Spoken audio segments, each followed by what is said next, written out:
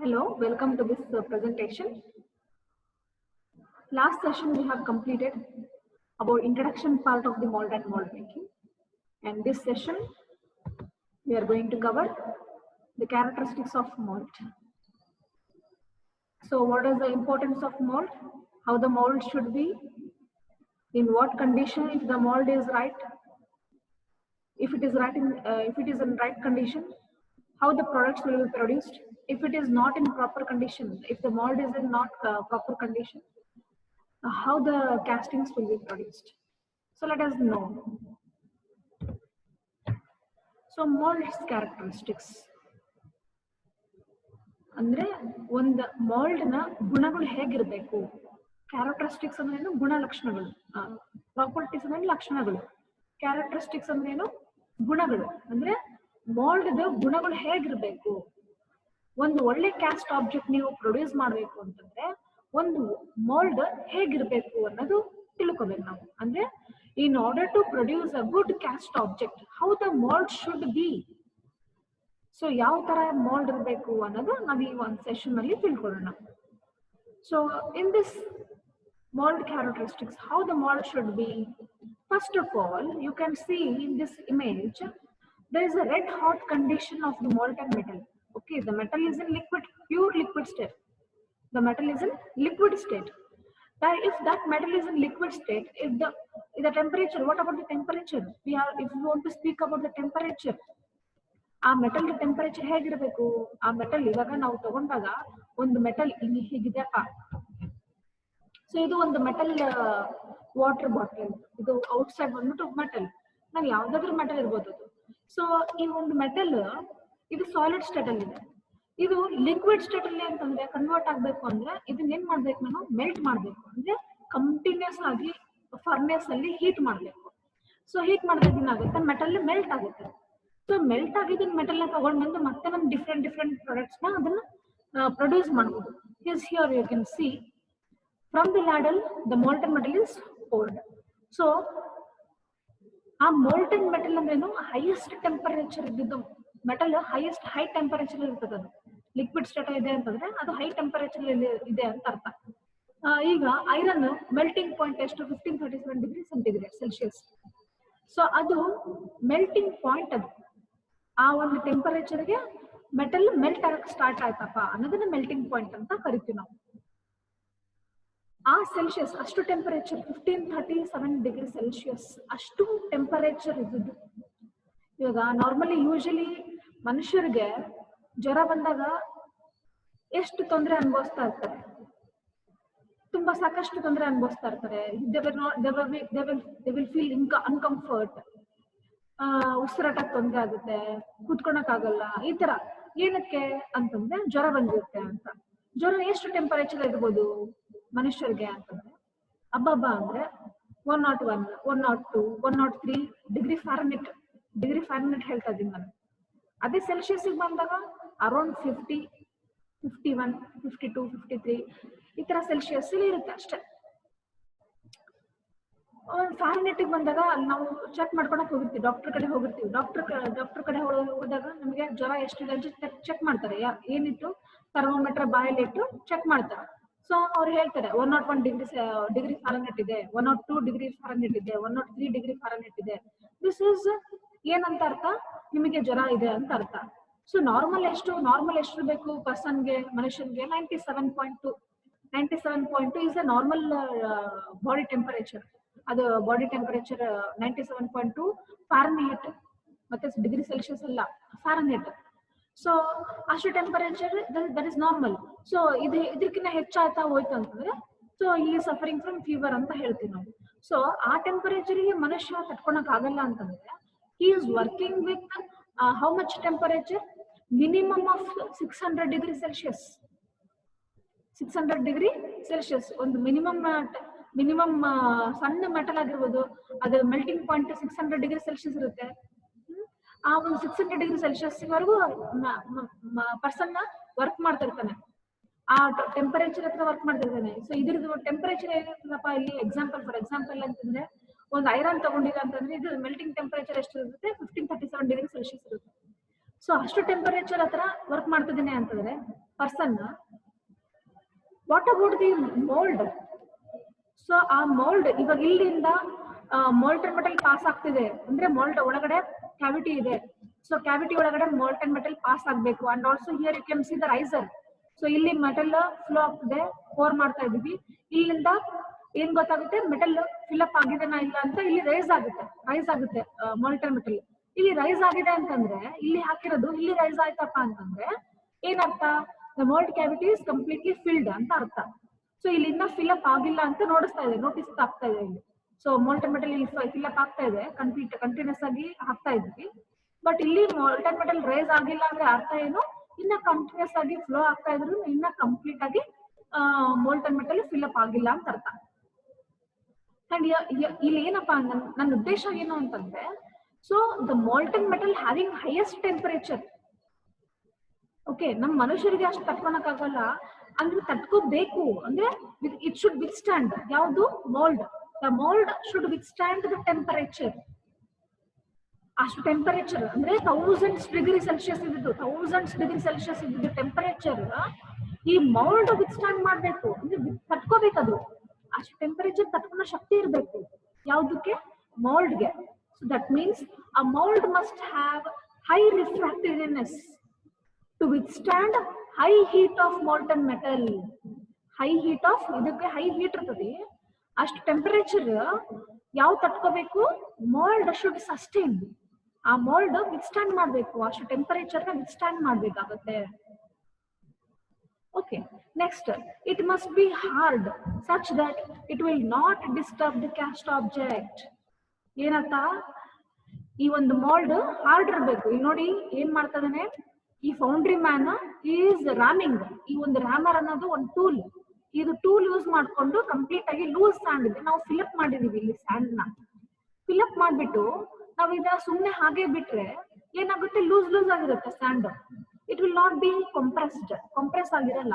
So ಅದು ಆ rigidity ಬೇಕು ಅಂತಂದ್ರೆ you have to compulsorily ram ಮಾಡ್ಲೇಬೇಕು. ರ್ಯಾಮರ್ ನ ತಗೊಂಡು ರ್ಯಾಮ್ ಮಾಡ್ಲೇಬೇಕು.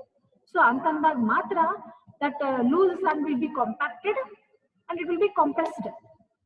ಓಕೆ, ಸೊ ಆ ಒಂದು ಹಾರ್ಡ್ನೆಸ್ ರಿಜಿಡಿಟಿ ಬೇಕು, ಒಂದು ಸ್ಟ್ರೆಂತ್ ಬೇಕಪ್ಪ ಅಂತಂದ್ರೆ you have to ram completely continuously. ಚೆನ್ನಾಗಿ ರ್ಯಾಮ್ ಮಾಡ್ಬೇಕು. It should be hard. ಅಂದ್ರೆ ಇದು ಹಾರ್ಡ್ ಇತ್ತಪ್ಪ ಅಂದ್ರೆ ಮಾತ್ರ caste object will not disturb.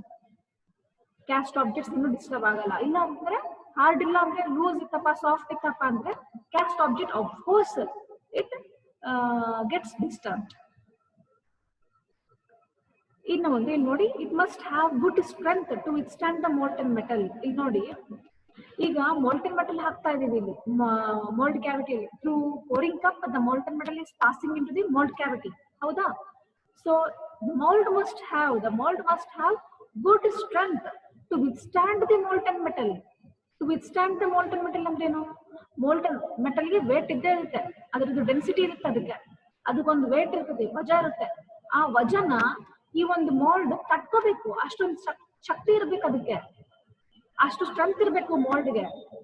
such that it will withstand the load of the molten metal. It should have good strength. It should be hard enough.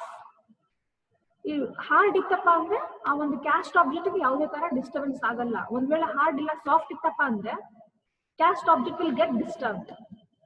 Okay, and also the mould must have good strength to withstand the load of the molten metal. ಒಂದು good strength ಇರ್ಬೇಕು ಇದಕ್ಕೆ.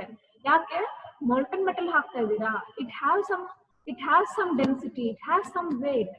So ಆ weight ಈ mould ಕಟ್ಕೋಬೇಕು. It should withstand the load of the molten metal.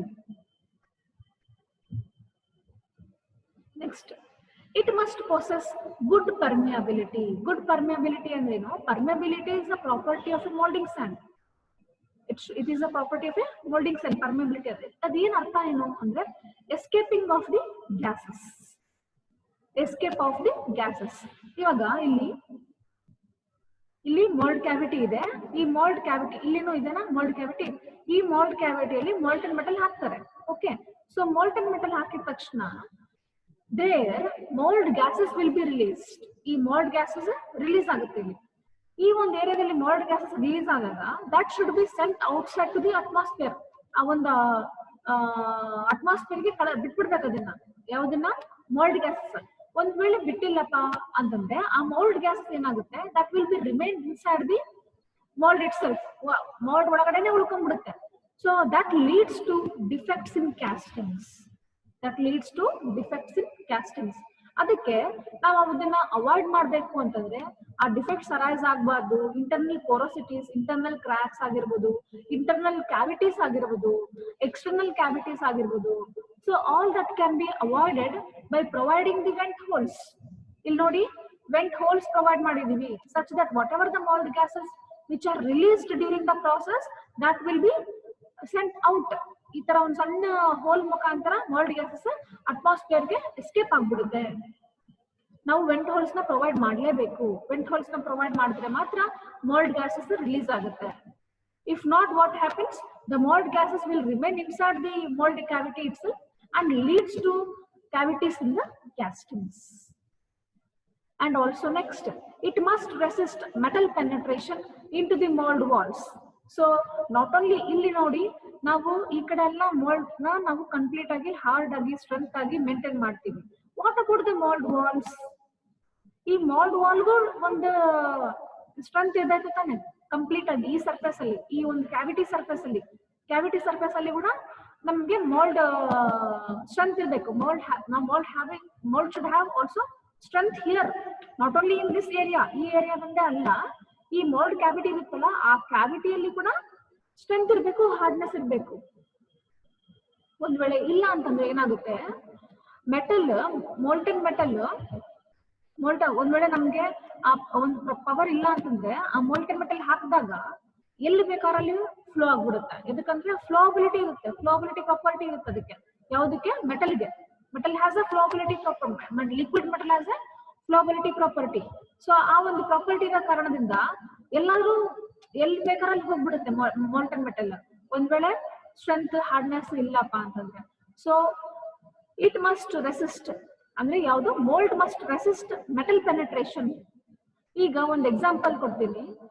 ಈಗ water falls ಇರುತ್ತೆ, water falls, ಯಾವ್ದಾರ water falls, Jog falls ಆಗಿರ್ಲಿ, ಅಬ್ಬೆ ಫಾಲ್ಸ್ ಆಗಿರ್ಲಿ, ಯಾವ್ದಾರ ಒಂದು ವಾಟರ್ ಫಾಲ್ಸ್ ಇರ್ಲಿ, ಆ ವಾಟರ್ ಫಾಲ್ಸ್ ಹತ್ರ ಒಂದು ಮೇಲ್ಗಡೆಯಿಂದ ವಾಟರ್ ಜರಿ ಬೀಳ್ತಾ ಇರುತ್ತೆ. ಸೊ ಬಿದ್ದಾಗ ಒಂದ್ ಕಡೆ ಒಂದು ಪಾಯಿಂಟ್ ಕಡೆ ಕಂಟಿನ್ಯೂಸ್ ಆಗಿ ಹಲವಾರು ವರ್ಷದಿಂದ ಬೀಳ್ತಾನೆ ಇರುತ್ತೆ. ಸೊ ಆ ಒಂದು ಏರಿಯಾದಲ್ಲಿ ಏನಾಗುತ್ತೆ, ತಗ್ ಬಿದ್ಬಿಡುತ್ತೆ. That is penetrated. The water which is flowing from top to the bottom, at the bottom side where the water is falling, at that area or at that point there will be a penetrated, there the water will be penetrated, continuous agi bilta ಆ portion ಅಲ್ಲಿ ತಗ್ ಬಿದ್ಬಿಡುತ್ತೆ. So ಇದು ಏನಪ್ಪಾ? Penetration, penetrate ಆಗೋದು. So this should not happen, this should not be happen. So ಇದಾಗಬಾರ್ದು ಅಂತಂದ್ರೆ it should, the mould must resist the metal penetration. Metal penetrate ಆಗೋದು ಅಂದ್ರೆ ಮೋಲ್ಟನ್ ಮೆಟಲ್ ಪೆನೆಟ್ರೇಟ್ ಆಗೋದು ತಪ್ಪಬೇಕದು, ಅವಾಯ್ಡ್ ಮಾಡ್ಬೇಕು. ಅಂದ್ರೆ ಇಲ್ಲಿ ಮೋಲ್ಟನ್ ಮೆಟಲ್ ಹಾಕಿದಾಗ, ಇಲ್ಲಿ ನಾವು ಹಾಕ್ತೀವಲ್ಲ, ಈ ಮೋಲ್ಡ್ ವಾಲ್ ಇರುತ್ತಲ್ಲ, ಈ ಮೋಲ್ಡ್ ವಾಲ್ ಒಳಗಡೆ ಸೇರ್ಕೋಬಾರ್ದು.